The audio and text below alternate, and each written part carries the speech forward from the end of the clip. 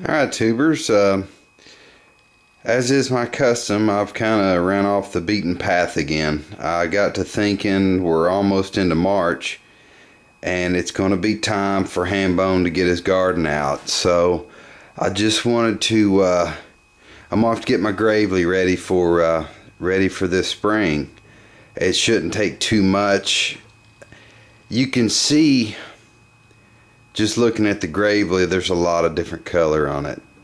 When I got it, it was painted up kind of blue and red, which aren't Gravely colors at all. And as I worked on it, I started putting the original colors back to it. I'll just go ahead and show you what I did after I got the Gravely. This is a 71, by the way, 71 model Gravely. It's a really good tractor. The guy that had it before me, he lived out in the country and it just kept giving him trouble. These aren't a machine that you're gonna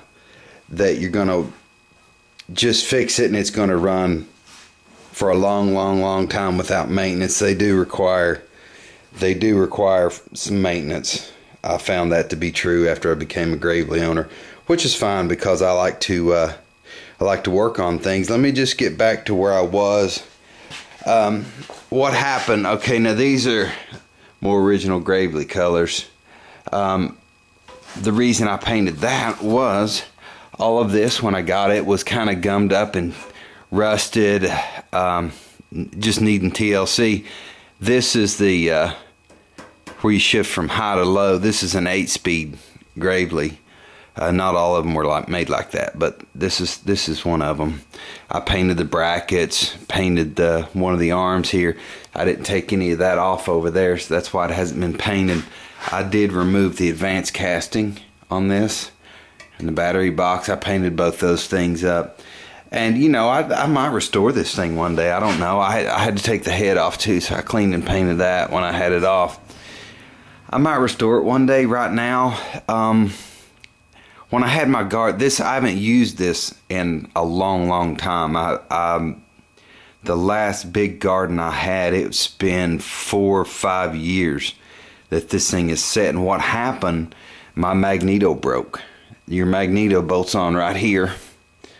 And I've got one now, so I need to get that put back on.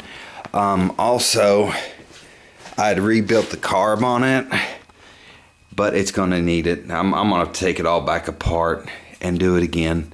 Get that carb. I'm just going to go ahead and rebuild the carb again after they sit for so long. It's things get gummed up, and I don't think I drained the gas when I parked it. So that's one of the first things I'm going to do is take the carb off. But I wanted to introduce you to my Gravely. We're going to be getting this thing fired up. Yeah, I gotta get that because it's important. When I put my garden out, I'm gonna need my Gravely. I've got another 64 Gravely. It's actually my dad's. I used it last year in my garden, so I want to get this. This is set long enough.